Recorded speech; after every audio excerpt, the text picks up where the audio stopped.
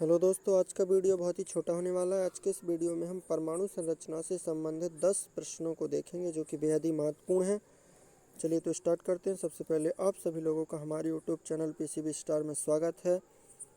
आप सभी लोगों से निवेदन है कि चैनल को कृपया सब्सक्राइब कर लीजिएगा ताकि हमारा परिवार बढ़ता रहे और मुझे मोटिवेशन मिलता रहे, ताकि मैं आप लोगों के लिए अच्छे से अच्छे वीडियो लाता रहूँ, अच्छे से अच्छे एक्सप्लेन कर पाऊँ। Thank you. चलो स्टार्ट करते हैं। पदार्थ के परमाणविक सिद्धांत सर्वप्रथम किसने प्रस्तावित किया था? तो ये पूछ रहे हैं पदार्थों का जो परमाणविक सिद्धांत आए तो सबसे पहले कौन सा सिद्धांत आया? तो आपको पता होना चाहिए, सबसे पहले जॉन डाल्टन का सिद्धांत आया। जॉन डाल्टन ने आपके 1808 में बता दिया था कि परमाणु नाम की कोई चीज़ होती है। इससे पहले बता तो दिया था वैज्ञानिक कणाद ने कि परमाणु सबसे छोटा कण है, लेकिन ये बताया कि परमाणु अविभाज्य है, परमाणु सभी पदार्थ परमाणुओं से मिलकर बने हैं, तो जॉन डाल्टन ने बताया।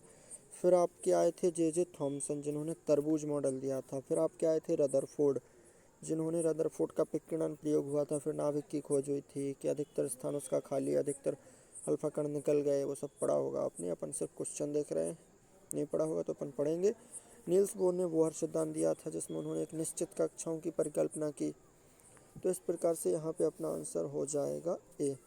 देखो करेक्ट आंसर है अपना ये। अपन देखते हैं हम नेक्स्ट क्वेश्चन। परमाणु के नाभिक का आकार होता है। तो परमाणु होता है, ये होता है आपका परमाणु। परमाणु में होता है एक आपका नाभिक। परमाणु होता है, परमाणु में होता है नाभिक। नाभिक में आपके होते हैं प्रोटॉन और न्यूट्रॉन, और इलेक्ट्रॉन परमाणु के चारों तरफ चक्कर लगाते हैं। तो ये परमाणु की संरचना होती है। तो जो परमाणु का नाभिक है, इसका आकार होता है आपका 10⁻⁻15 मीटर, और जो आपके पूरा परमाणु है उसका आकार होता है आपका 10⁻8 मीटर। ये दो वैल्यू याद कर लो। नाभिक छोटा होगा, -15 ज़्यादा छोटा वैल्यू है ना, तो नाभिक का आकार छोटा होगा क्योंकि नाभिक कम है। पूरा परमाणु का आकार थोड़ा बड़ा होगा, इसलिए परमाणु की त्रिज्या होती है 10⁻8, सॉरी उसका आकार। तो यहाँ पे आपका ऑप्शन हो जाएगा 10⁻15। नेक्स्ट क्वेश्चन देखते हैं। निम्नलिखित में से कौन सा एक अस्थायी कण है? ये कह रहे हैं अस्थायी कण है, मतलब वो स्थायी नहीं है। तो आपको पता है नाभिक में होते हैं प्रोटॉन और न्यूट्रॉन, उसके चारों तरफ लगाते हैं इलेक्ट्रॉन चक्कर। तो इलेक्ट्रॉन पर तो नेगेटिव चार्ज होता है, पता होना चाहिए। प्रोटॉन पर प्लस का चार्ज होता है। न्यूट्रॉन क्या होता है आपका? उदासीन होता है, और यही आपका अस्थायी कण है। तो इसका आंसर हो जाएगा न्यूट्रॉन। नेक्स्ट क्वेश्चन देखते हैं। निम्नलिखित में कौन सा किसी तत्व के परमाणु क्रमांक को सबसे सही तरह से निर्धारित करता है? पता है परमाणु क्रमांक क्या होता है? सबसे पहले आपको तत्व याद होना चाहिए 120, उनके परमाणु क्रमांक संकेत सहित। जैसे आपका पहले आता है हाइड्रोजन, फिर helium, then lithium, then beryllium, boron, फिर कार्बन, नाइट्रोजन, ऐसे होते हैं ना, hydrogen, helium, lithium, beryllium, boron. 5 पर कार्बन, नाइट्रोजन, ऑक्सीजन, फिर फ्लोरीन, फिर नियॉन। तो इसके नीचे जो लिखा जाता है वो उसका परमाणु क्रमांक होता है। तो परमाणु क्रमांक क्या होता है? उसके प्रोटॉनों की संख्या के बराबर होता है। किसी परमाणु के नाभिक में जितने प्रोटॉन होते हैं वही उसका परमाणु क्रमांक होता है। इलेक्ट्रॉनों से भी बता सकते हैं, लेकिन प्रोटॉन सबसे बढ़िया चीज़ है, क्योंकि जब परमाणु किसी ऑक्सीडेशन स्टेट में आ जाता है, जैसे अगर परमाणु आपका Na+ में है, इसमें पूछा जाए इलेक्ट्रॉन और प्रोटॉनों की संख्या बताओ कितनी होगी, तो उसमें आपके प्रोटॉन तो गैर ही रहेंगे, क्योंकि प्रोटॉन उसके परमाणु क्रमांक को निर्धारित करता है। लेकिन इलेक्ट्रॉनों की संख्या का मतलब उस पर कितना ऋणात्मक आवेश है। अगर इलेक्ट्रॉन देखे जाएँ तो Na+ में आपके इलेक्ट्रॉन हो जाएंगे 10, क्योंकि प्लस आने का मतलब क्या है? इसने एक इलेक्ट्रॉन त्याग दिया, इसके पास इलेक्ट्रॉन की कमी हो गई, इसलिए उस पर प्लस चार्ज आ गया। तो इलेक्ट्रॉन तो बदल सकता है, लेकिन प्रोटॉन हमेशा उसके परमाणु क्रमांक के बराबर होगा। इसलिए प्रोटॉन को सबसे सही तरीके से जो निर्धारित करेगा वो होगा आपका, सॉरी, परमाणु क्रमांक को जो सबसे सही तरीके से निर्धारित करेगा वो होगा आपका परमाणु प्रोटॉनों की संख्या। एकदम डीप एक्सप्लेनेशन मिलेगा आपको। नेक्स्ट क्वेश्चन देखते हैं। इस क्वेश्चन में कह रहे हैं कि परमाणु के नाभिक में कौन से कण होते हैं? अपन पहले बता चुके हैं, नाभिक में आपके प्रोटॉन और न्यूट्रॉन होते हैं, और इलेक्ट्रॉन उसके चारों तरफ चक्कर लगाते हैं। सिंपल फंडा है। चलो पेन चेंज कर लेते हैं। चलो तो ये क्वेश्चन देखते हैं। इसमें कह रहे हैं सबसे पहले इलेक्ट्रॉन के आवेश का निर्धारण किसने किया? तो आवेश के बारे में बताया था मिल्कन ने। मिल्कन के बूंद प्रयोग से इलेक्ट्रॉन के आवेश की खोज हुई थी? तो इसका आंसर हो जाएगा मिलकर। नेक्स्ट क्वेश्चन क्या है, एक इलेक्ट्रॉन पर कितना आवेश होता है? तो आपको पता होना चाहिए, इलेक्ट्रॉन हो या प्रोटॉन हो, दोनों पर आवेश होता है 1.6 इंटू 10⁻⁻19 कूलाम। लेकिन अगर आपका इलेक्ट्रॉन होगा तो नेगेटिव का चार्ज होगा, प्रोटॉन होगा तो प्लस का चार्ज होगा बस। तो इलेक्ट्रॉन पर कौन सा होगा? प्लस वाला ऑप्शन होगा, सॉरी माइनस वाला होगा इलेक्ट्रॉन के लिए। तो इसका आंसर हो जाएगा ये माइनस के 1.6 into 10⁻⁻19 coulomb.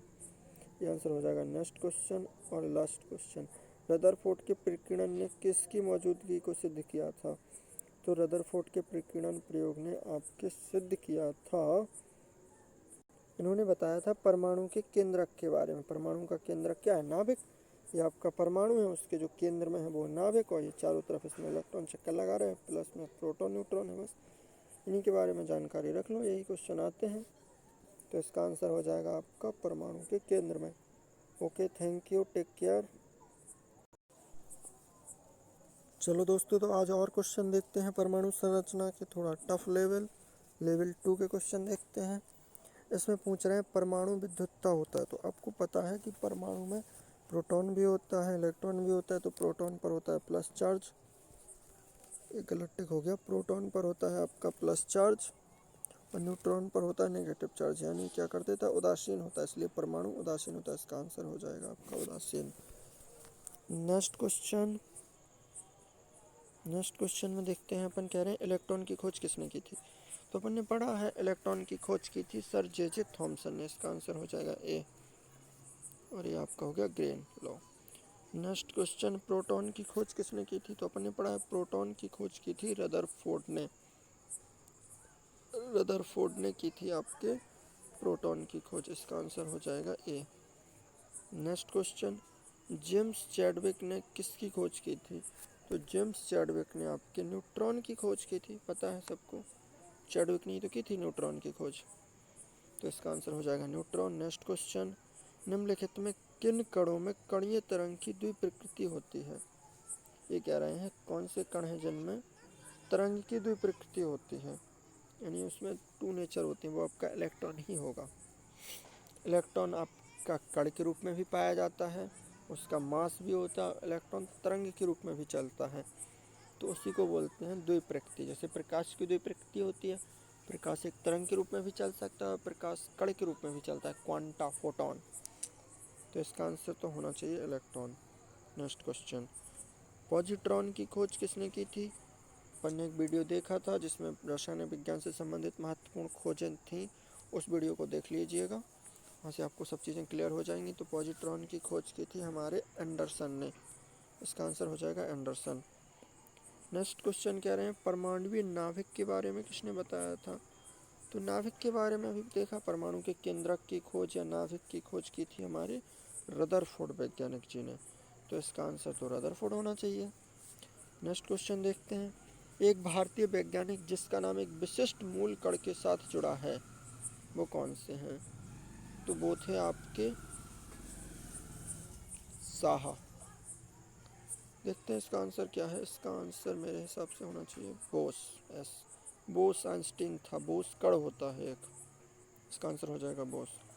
Next question, neutron का पता लगाने वाले वैज्ञानिक वही चैडविक। उनमें किस परमाणु के नाभिक में एक भी न्यूट्रॉन नहीं होता है? किस परमाणु के नाभिक में एक भी न्यूट्रॉन नहीं होता है? देखो, आपको पता होना चाहिए हाइड्रोजन के 3 समस्थानिक होते हैं, और न्यूट्रॉनों की संख्या कैसे निकालते हैं? हाइड्रोजन के 3 समस्थानिक होते हैं 1H1, 1H2 और 1H3। ये जो नीचे लिखा जाता है ये आपका होता है परमाणु क्रमांक, और ये जो ऊपर लिखा जाता है ये होता है आपका परमाणु द्रव्यमान या परमाणु भार। तो परमाणु भार में से परमाणु क्रमांक को घटाते हैं तो न्यूट्रॉन निकालते हैं, यानी ऊपर वाली संख्या में से नीचे वाली संख्या घटा देते हैं तो आपके न्यूट्रॉनों की संख्या निकल आती है।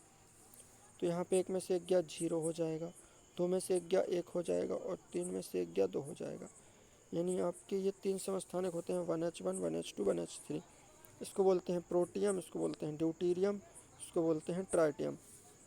तो आपके प्रोटियम में न्यूट्रॉनों की संख्या 0 होगी। तो ये क्या है? हाइड्रोजन की समस्थानिक हैं। तो यहाँ पे ये तो है नहीं, लेकिन इसका आंसर हाइड्रोजन ही होना चाहिए। तो thank you, take care and love you all. Channel को सब्सक्राइब कर लीजिएगा, वीडियो को लाइक कीजिएगा और इसको अपने दोस्तों के साथ सब्सक्राइब भी कर लीजिएगा। Thank you.